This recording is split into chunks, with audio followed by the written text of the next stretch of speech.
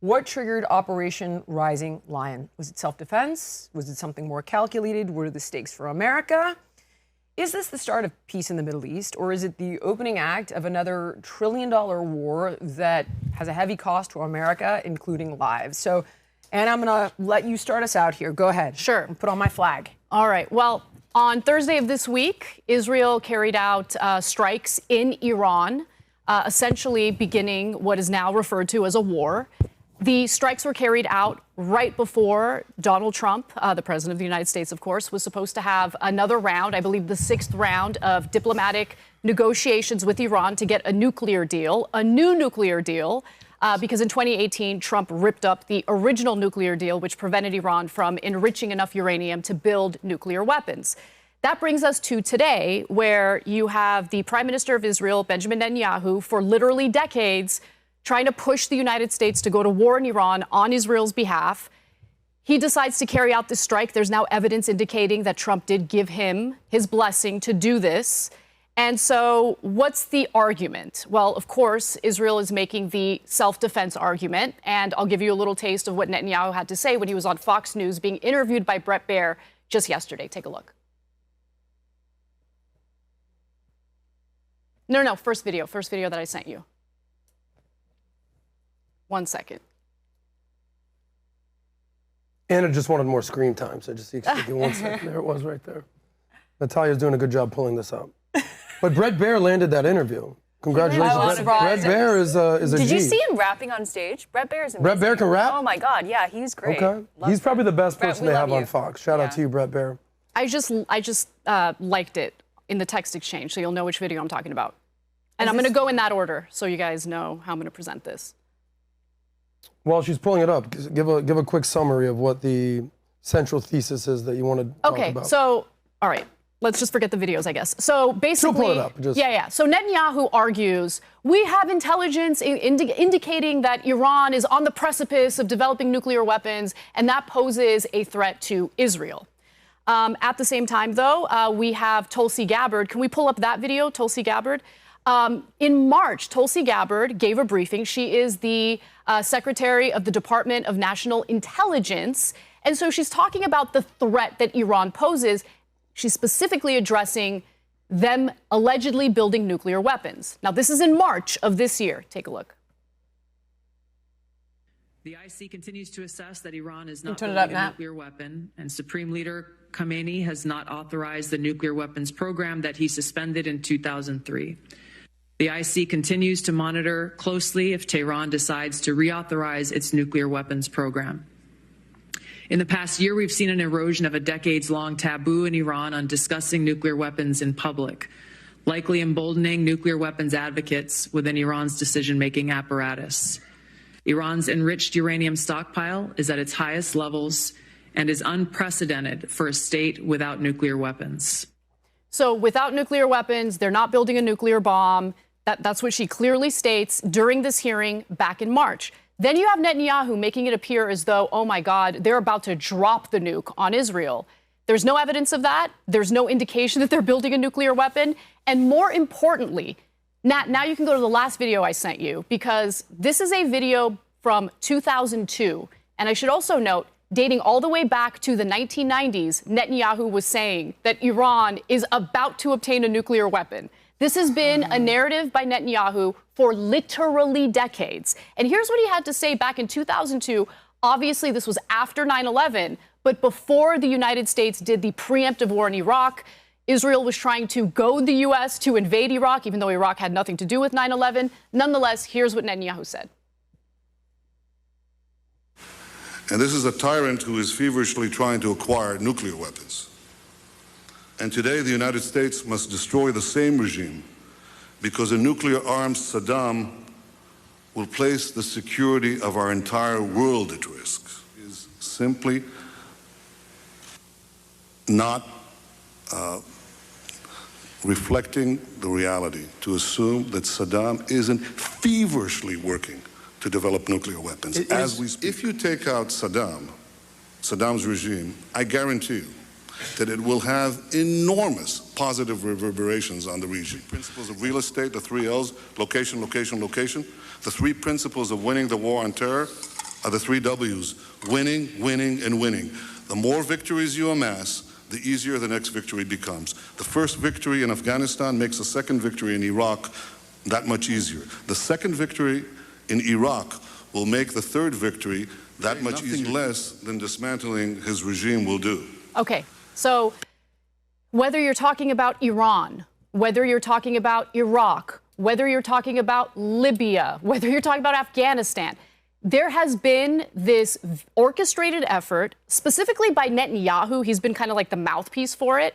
But the government of Israel has been trying to get the United States to fight its wars for Israel to the detriment of Americans. We went into Iraq. 4,000 of our soldiers died based on a complete lie. There were no weapons of mass destruction. There was no indication that they were developing nuclear weapons. It was a lie. And I believe that right now what's happening is Israel does the strike. Okay, I think Trump made a huge mistake by giving that strike or giving these current strikes that Israel is doing his blessing. I think he was under the assumption that that would bring Iran to the negotiating table and give the United States more leverage. But that is not what's going to happen. Now Iran is in full-blown war with Israel to the point where Israel is trying to get the United States to fight offensively, not to just defend Israel, but to fight offensively. So I give you that because people are going to die. People are already dying. On the Iranian side, as we speak right now, upward of 220 Iranians dead. On the Israeli side, it's now in the dozens of innocent people dead. And I think this is really part of what's known as the Greater Israel Project, right? They want to have dominance in that region, and they want to install puppet governments. And so in the case of Iran, Netanyahu can barely contain himself when it comes to wanting regime change. But it is always a bad idea when you have a third party or a foreign government carry out or orchestrate regime change in your own country. We have seen how that works out. It destabilizes countries. Look at Libya. That's a perfect example. Libya gave up their nuclear program. And you know what they got in return? American boots on the ground to do regime change war. So my issue here is that we're being lied to, and we're being lied to the detriment of Americans and to, I guess, to the benefit of Israel. And I don't think that's okay. Adam, do you want to? I actually have some thoughts, but I know you're far more well-versed than me. Well, I mean, I'm an American first. So, respectfully, what's your point? My point is the United States should not be backing Israel in this war of aggression against Iran. So Iran is not a threat to our national security. There's no evidence of that whatsoever. I don't think that's true, Anna. Based on what? Okay, based on the fact that she just said they have a huge amount of enriched uranium. They do. They have 6 to 10 bombs worth. So let's start with that. You want to know who has nuclear weapons? Israel. I know, but Israel is allegedly. not. Hold on. No, not allegedly. Hold on. Not allegedly. Hold on. There's a difference. Israel is not chanting death to America. They are not ideologically captured. On top of that, they just got detonators, which makes them more dangerous. What is the proof that they're doing this? They have nuclear sites that both... Jill, this is the same Iraq narrative. How are we falling for it again? I agree with you that I don't want Iraq ever again, but I see. But we're driving toward that. We're totally driving toward that. Just because you're right on something doesn't mean you're right on everything. I'm right on everything when it comes to this. So that's where you made a problem. Is that you just tell me where I'm wrong. Tell me where I'm wrong. That you're right on everything. Your weapons, though. Tell me where I'm wrong. I just want to finish this one. Are you going to go fight? Are you going to enlist and go fight on behalf of Israel? I have family. I have friends that are in the IDF. Okay, how many family and friends do you have in Hamas? They're in Israel. If you're American, if we're gonna have a discussion, you should not be calling for American soldiers to fight Israel's war. You just ranted, and I'm going to talk now. I'm going to ask you one question. Go ahead. Okay, Adam, go. But if we're going to talk, and then let me talk.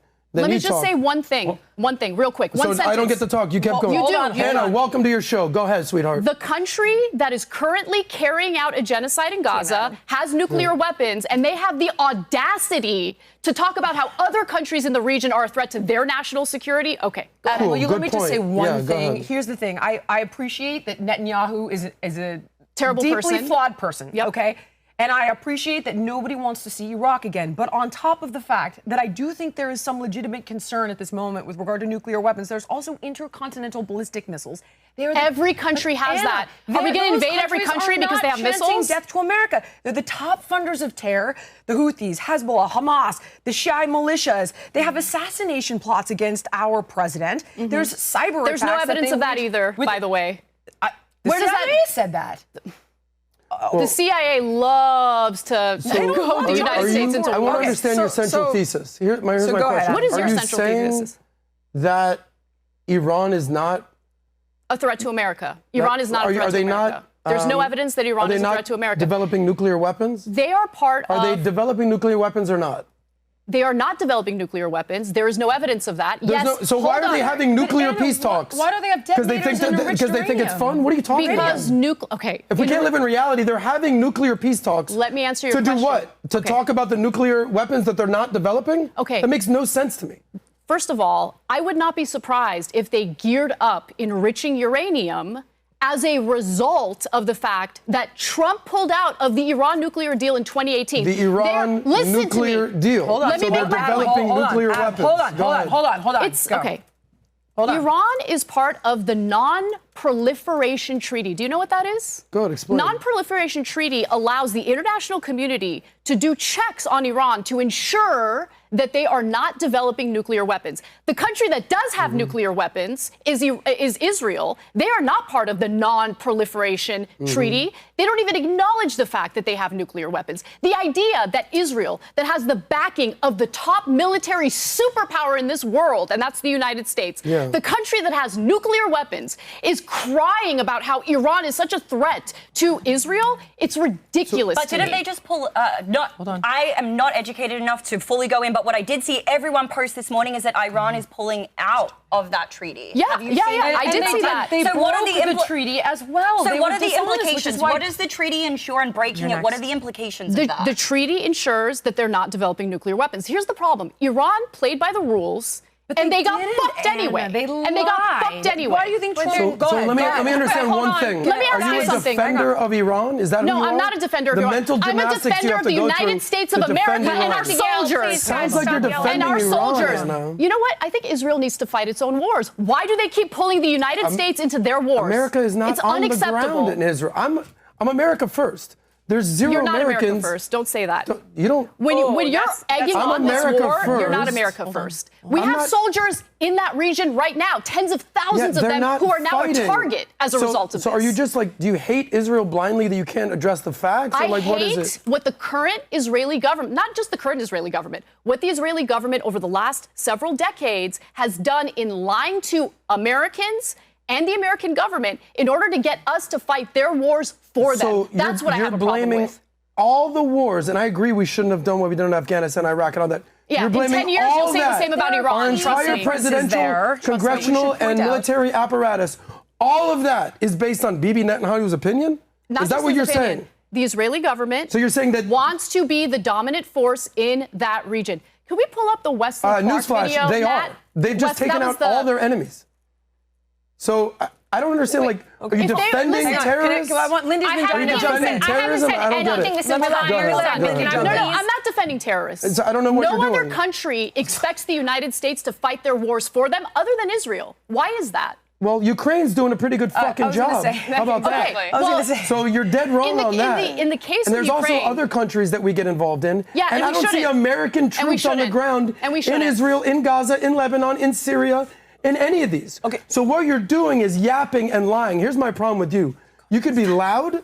And you can be wrong. You don't Pick have any. one. You don't have when any you're loud actual and wrong, substantive that's points. when you get in trouble. Okay. When we invaded Iraq, Lindy. I've been trying to speak this entire. It's like 20 minutes in. I haven't said a single word. Go ahead, Lindy. Please. Go crazy. Go nuts. I don't want to be like. Just go. Well, Lindy, anyway, just so go.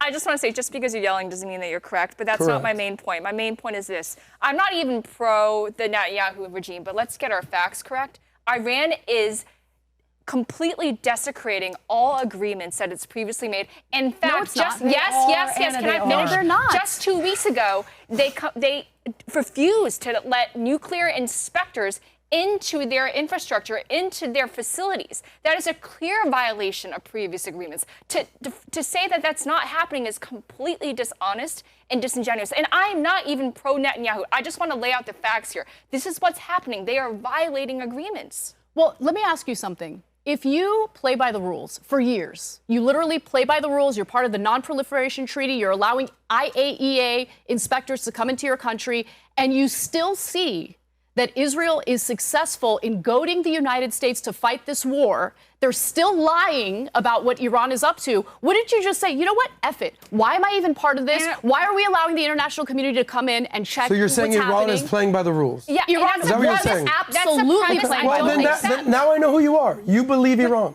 Respect. I don't believe Iran. So I believe international inspectors, okay. and I believe the United States as they, by the way, if you don't want Iran to develop nuclear weapons, best way to do that is to remain in the Iran nuclear deal. But Netanyahu hated the Iran nuclear deal. Trump pulled out of the Iran nuclear deal. Trump pulled out of it, but why? So what are we relitigating? No, they did. That's not true, Jillian. That's not true. You just moved the goalpost. First you said I literally don't understand your argument. Let's I don't understand anything you're clearly saying. here. Anna first said Iran is playing by all the rules. That's what you said about 5 minutes ago. Yes, they were playing by all the rules, I just told you that they refused to let nuclear inspectors into their facilities just 2 weeks ago.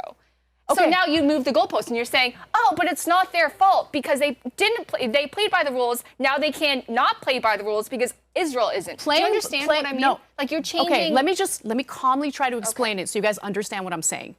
For years, Iran played by the rules because they don't want war. Okay, they allowed the international community to come in. They did abide by the Iran nuclear deal, even after Trump pulled out. For a few years after that, they were not enriching uranium because they wanted to re-enter the deal. By the way, Biden comes into power. Biden promised on the campaign trail that he was going to re-enter the Iran nuclear deal. He didn't do that. So Democrats are a problem in this scenario as well. Hold on, let me finish my point. Let me finish my point. So you see how I allow you to talk? So I need to ask you something, Adam. Go ahead. Do you think Tulsi Gabbard was lying to the American people when she said that Iran was not building a nuclear weapon? Was she lying?